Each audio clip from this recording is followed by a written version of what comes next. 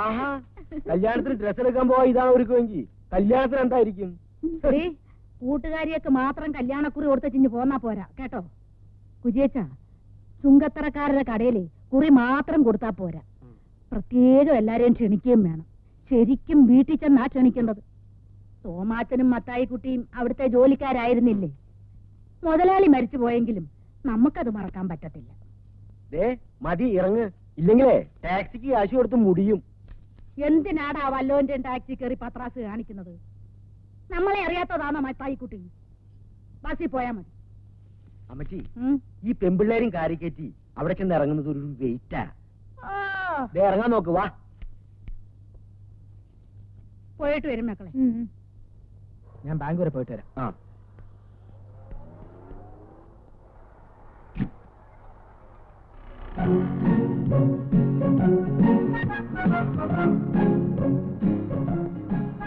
ഇച്ചായന്റെ ആള് വന്നിട്ടുണ്ട്. ആര്? ബീന.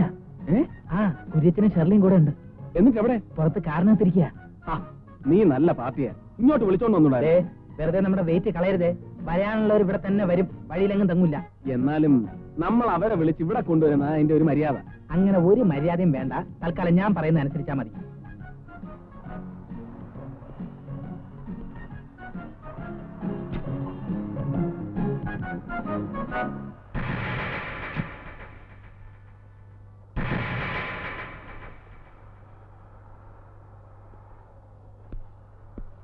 തങ്കച്ചന്റെ ഈ പ്രപ്പോസൽ അവിടെ എങ്ങനെ വന്നു? എന്താ ചിരിക്കുന്നത്? അതെ, ആ കഥ ഞാൻ പറഞ്ഞ നിങ്ങൾക്കത് ആഴ്ചപ്പതിപ്പിൽ നീണ്ട കഥയായി പ്രസിദ്ധീകരിക്കാൻ കൊടുക്കാം. വേറെ സ്ഥലത്ത് പെണ്ണ് കാണാൻ വന്നിട്ട് വീട് മാറി കയറിയതാ. ഈ തങ്കച്ച ആളെങ്ങനെയാ? അയ്യോ, വളരെ നല്ല സ്വഭാവക്കാരനാ. അല്ല, കല്യാണത്തിന് സിംഗപ്പൂരിൽ നിന്ന് ഡേവിഡ് വരില്ലേ? ഡേവിഡ് അവിടെ ഭയങ്കര ബിസിയല്ലേ? മിക്കവാറും അവൻ കല്യാണത്തിന്റെ അന്നെത്താനേ സാധ്യതയുള്ളൂ.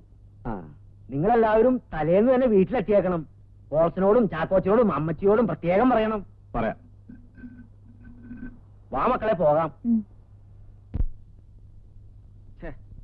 നിന്റെ വാക്ക് കേട്ട് അവരെ ഇങ്ങോട്ട് ക്ഷണിക്കാതിരുന്ന എന്നെ വേണം തല്ലാൻ. കല്യാണ ഡ്രസ്സ് അവര് ചുങ്കത്രയിൽ എടുക്കുകയാണെങ്കിൽ പിന്നെ നമ്മൾ ജീവിച്ചിരുന്നിട്ട് കാര്യമില്ല. അല്ലേ ചായ? നമ്മുടെ പയ്യന്മാരാരെങ്കിലും പറഞ്ഞിട്ട് അവരെ ഇങ്ങോട്ട് വിളിപ്പിച്ചാലോ? മിണ്ടിപ്പോരുത്. ഇനി ഒരു ഒറ്റ കാര്യത്തിന് നിന്റെ അഭിപ്രായം ചോദിക്കുന്ന പ്രശ്നമില്ല. അത് ചായ ചോദിച്ചില്ലെങ്കിലും പറഞ്ഞു തരേണ്ട എന്റെ ചുമതലയല്ലേ? ചോദിച്ചാ നീ എന്റെ പണി നോക്ക്. വരുന്നുണ്ട്.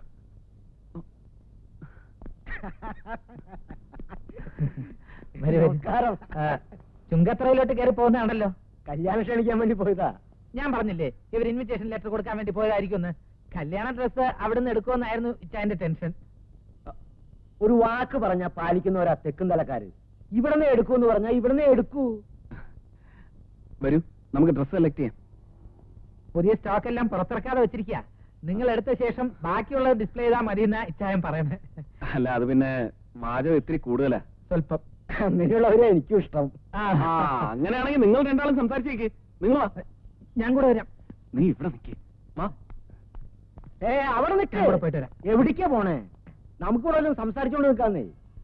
എനിക്ക് ഈ കട കാണുമ്പോ 49 വെള്ളപ്പൊക്ക ഓർമ്മ വരുന്നേ. ഇതെങ്ങനെയുണ്ട്? കൊള്ളാല്ലേ?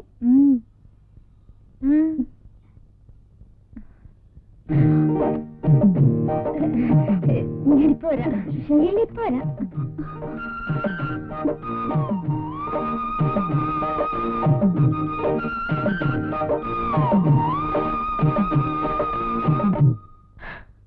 അവസാനം അങ്ങനെ കാഞ്ഞിരപ്പള്ളിക്കാര് കുറെ തിരുമുലുകാര് വന്നു. കുടിക്കാൻ എന്തെങ്കിലും പറയട്ടെ? ഇപ്പൊ ഒന്നും വേണ്ട. എന്താ പറഞ്ഞേ? കുടിക്കാൻ എന്തെങ്കിലും പറയട്ടെ? അല്ല, ഞാനെന്താ പറഞ്ഞേ? കാഞ്ഞിരപ്പള്ളിക്കാര് കുറെ തിരുമുലുകാര് അവിടെ വന്ന് കയറി. ഞാനവരെ ഒതുക്കി. രാത്രിക്ക് രാത്രി. ഇനി കുറച്ചു നേരം ചേട്ടൻ ഇവിടെ തനിച്ച് സംസാരിച്ചോണ്ടിരിക്കുക. ഞാനിപ്പം വരാം. എടുക്കണ്ടേ?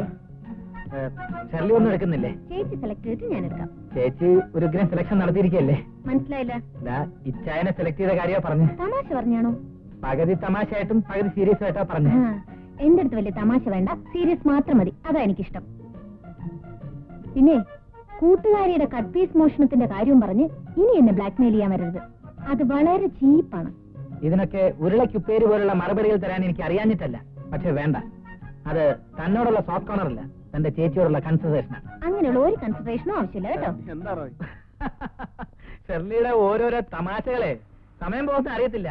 ഈ ഫലിത ബന്ധുക്കളിലെ സ്ഥിരമായിട്ട് ഒരു ഷെർലിയുടെ പേര് കാണാറുണ്ടല്ലോ. ആ ഷെർലിയാണോ ഈ ഷെർലി? അല്ല. അല്ല, അത് ബുദ്ധിയുള്ള ആരെങ്കിലും ആയിരിക്കും. കല്യാണ നിശ്ചയവും മനസ്സമ്മതവും കഴിഞ്ഞിട്ട് പിന്നെ കെട്ടു നടക്കാതിരുന്ന ഇഞ്ചക്കാടൻ ജീവിച്ചിരുന്നിട്ട് എന്നാ കാര്യം? അതും പെണ്ണ് വീട്ടുകാര് വേണ്ടെന്ന് വെച്ചാ.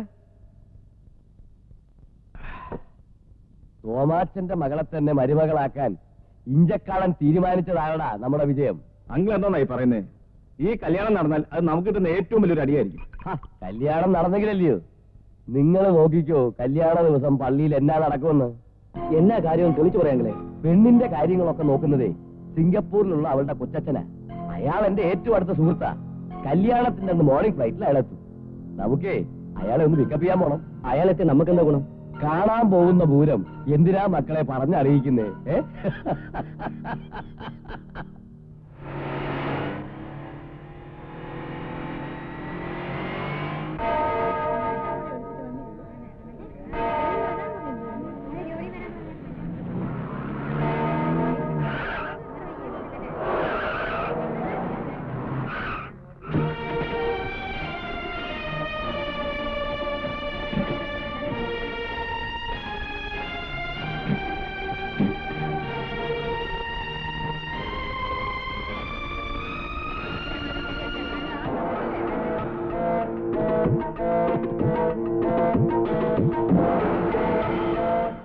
മോനെ, അവനെ ഇതുവരെ കണ്ടില്ലല്ലോ.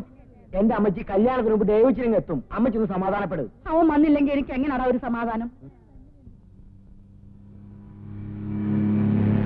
വിവാഹ ഉടമ്പടി ചെയ്യുവാൻ പോകുന്ന നിങ്ങൾ രണ്ടുപേരും വലതു കൈ ചേർത്ത് പിടിച്ചുകൊണ്ട് ദൈവത്തിന്റെയും തിരുസഭയുടെയും മുമ്പാകെ സമ്മതം പ്രകടമാക്കുക.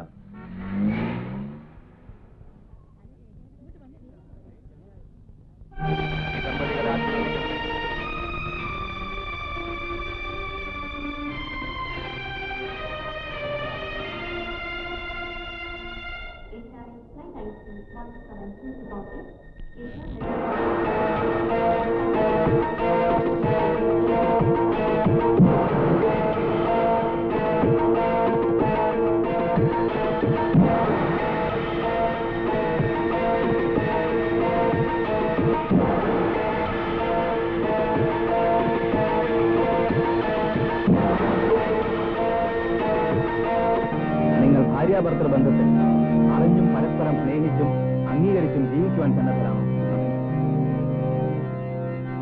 ഇല്ലയാ കൊച്ച, ഈ കല്യാണം നടത്താൻ ഞാൻ സമ്മതിക്കത്തില്ല. അത് മതി.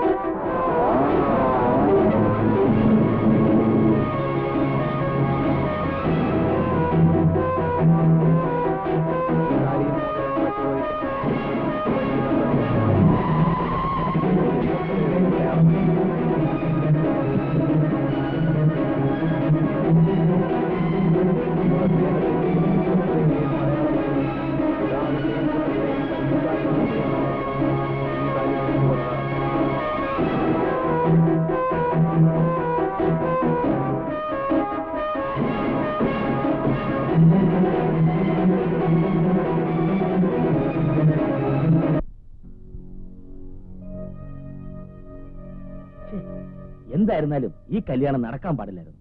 ഈ കല്യാണം നടക്കാൻ പാടില്ലായിരുന്നു എന്ന് പറയുന്നതല്ലാതെ നീ കാര്യം എന്താന്ന് പറയുന്നില്ലല്ലോ. ഓ, ഇനിയിപ്പൊ പറഞ്ഞിട്ടും വലിയ കാര്യമൊന്നുമില്ലല്ലോ.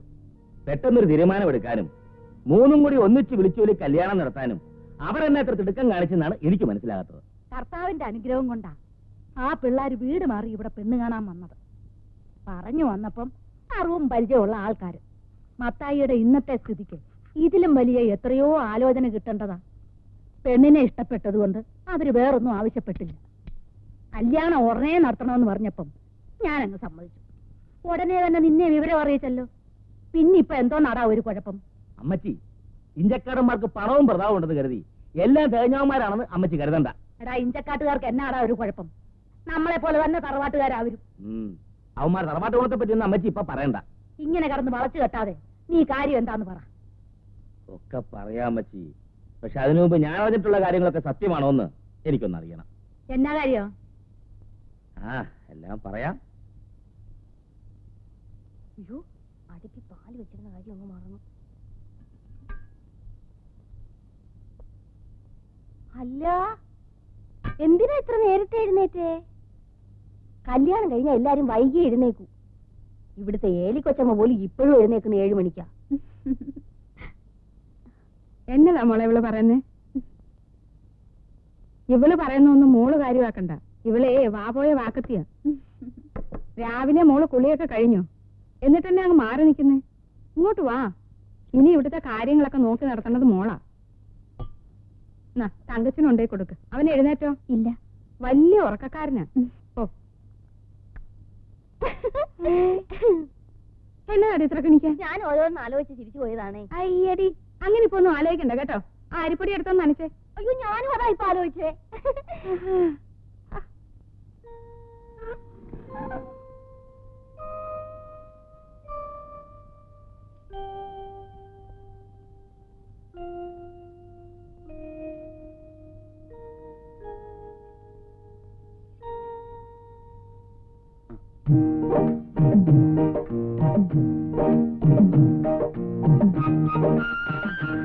ഇതെപ്പോ എഴുന്നേറ്റ് പോയി?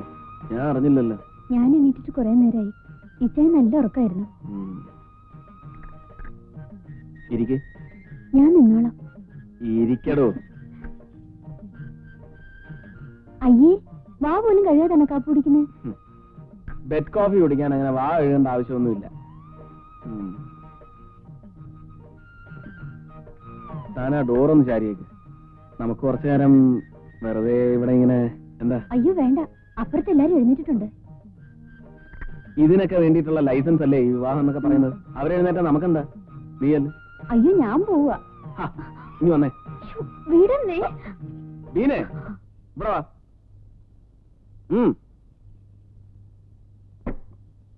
ഇവിടെ വരാൻ. ഇങ്ങോട്ട് നീങ്ങി. അനങ്ങിപ്പോരുത്.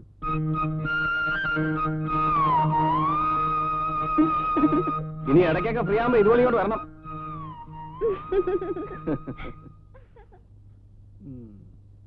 മേശ കസേര വാടക 2500, കല്യാണപ്പന്തല് 3250, ബേക്കറി സാധനങ്ങള് 4500, കാർ വാടക 6200, കൂലിച്ചെലവ് 1200. ആകെ നിനക്ക് ഞാൻ തന്നത് 20,000 രൂപ. ചെലവായത് 17,650 രൂപ. ബാക്കി 2,350 രൂപ എവിടെയാണെന്നാ ഞാൻ ചോദിച്ചത്. അതങ്ങാ നിന്റെ പോക്കറ്റിൽ ഉറങ്ങിക്കെടുക്കുന്നുണ്ടെങ്കിൽ അതങ്ങ് എടുത്തേ. അത് പിന്നെ അപ്പച്ച ഈ കസേര മേശ എഴുതിയോ? ഈ മേശ കസേര എന്ന് പറയുന്നതല്ലോ കസേര മേശ. ഇതിൽ തന്നെ ഒരുപാട് കള്ളക്കണക്കുകൾ എഴുതിയിട്ടുണ്ട്. അതെനിക്ക് അറിയാഞ്ഞിട്ടല്ല, അതുകൊണ്ടാ ഞാൻ ചോദിക്കുന്നത്. മോനെ, 2,350 രൂപ എവിടെ? 2,350. ആ, ആലോചിച്ചിട്ട് പറഞ്ഞാ മതി. കല്യാണം കഴിഞ്ഞിട്ട് ഒരാഴ്ചയായി. ഇന്നാണ് അവ കണക്ക് കൊണ്ടുവരുന്നത്. അപ്പച്ച, അപ്പച്ചൻ തന്നത് 20,000 രൂപയാണെന്ന് ഉറപ്പാണോ അതോ 17,000 രൂപയോ? അടി വെച്ചെന്നാണ്ടല്ലോ. ഞാനൊരു സത്യം പറയട്ടെ. എടാ, വല്ലപ്പോഴെങ്കിലും ഒരു സത്യം പറ, കേൾക്കാനുള്ള കൊതിയുണ്ടാ. അപ്പച്ച, ഇച്ചായന് കുറെ കൂട്ടുകാരല്ലേ? ആ കൂട്ടുകാർ പാർട്ടിക്ക് വരുമ്പോ അവരുടെ ചെലവിൽ മദ്യം വാങ്ങിച്ചുകൊണ്ട് വരാന്ന് പറഞ്ഞു. ഞാൻ പറഞ്ഞു, അങ്ങനെ അവരുടെ ചെലവിൽ മദ്യം വാങ്ങിച്ചുകൊണ്ട് വരികയാണെങ്കിൽ അതിന്റെ ക്ഷീണം ഇഞ്ചക്കാരൻ മത്തായിക്കാണെന്ന്. അതുകൊണ്ട് ഞാൻ കുറച്ച് മദ്യം വാങ്ങിച്ചു. അങ്ങനെയാണ് ഈ 2,350 രൂപ ചെലവായത്. എടാ, നീ പറഞ്ഞത് നേരാണോ? എന്താണ് അപ്പച്ച? നിന്റെ കൂട്ടുകാർക്ക് മദ്യം മേടിച്ചു കൊടുക്കണമെന്നും പറഞ്ഞ് എന്റെ കയ്യിൽ നിന്ന് 2,350 രൂപ മേടിച്ചു. അപ്പച്ചന്റെ കൂട്ടുകാർക്ക് മദ്യം വാങ്ങിച്ചു കൊടുക്കണമെന്നും പറഞ്ഞ് അവൻ എന്റെ അടുത്ത് 1,500 രൂപ വാങ്ങിച്ചല്ലോ. ഇവന്റെ തന്നെ കൂട്ടുകാരെ സൽക്കരിക്കാനാണെന്ന് പറഞ്ഞ് എന്നോടും വാങ്ങിച്ചല്ലോ 2,000 രൂപ. അതെ, ഞാനൊരു കാര്യം പറയാം. കല്യാണം ജോറായിട്ട് നടത്തണമെങ്കിൽ കുറച്ച് കാശ് ചെലവാകും. അതിന് അപ്പച്ചനെ പോലെ വെറ്റില 7 രൂപ 15 പൈസ, അടയ്ക്ക് 6 രൂപ 3 പൈസ, ചുണ്ണാമ്പ് 10 രൂപ 10 പൈസ എന്നൊന്നും എഴുതി വെക്കാൻ പറ്റില്ല. ഇതിനെയാണ് ജനറേഷൻ ഗ്യാപ്പ് എന്ന് പറയുന്നത്. അയ്യടാ, ജനറേഷൻ ഗ്യാപ്പാ? കാശിന്റെ കണക്ക് ചോദിക്കുമ്പോ ജനറേഷൻ ഗ്യാപ്പ് എന്ന് പറയാ? മേലിൽ ജനറേഷൻ ഗ്യാപ്പ് എന്ന് പറഞ്ഞിട്ടുണ്ടെങ്കിൽ അടിച്ച് നിന്റെ മോന്തര ഷേപ്പ് ചെയ്യാൻ പറ്റും. എന്റെ ദൈവമേ, തങ്കച്ച, ദേ ഈ കാശ് ചെലവാക്കണ കാര്യത്തില് അപ്പച്ചന് ഒരു ബുദ്ധിമുട്ടില്ല മോനെ. പക്ഷെ നോക്കിയും കണ്ടും ചെലവാക്കിയില്ലെങ്കിൽ ഞാൻ സമ്പാദിക്കുന്നതൊക്കെ വെറുതെ ആയി പോവില്ലേ? അപ്പച്ചന്റെ വികാരം എനിക്ക് ഒന്ന് പോടാ. നിന്നെ കൊഞ്ചിച്ചെന്റെ എല്ലാം അത് അപ്പച്ചനുള്ള മധുരമില്ലാത്ത.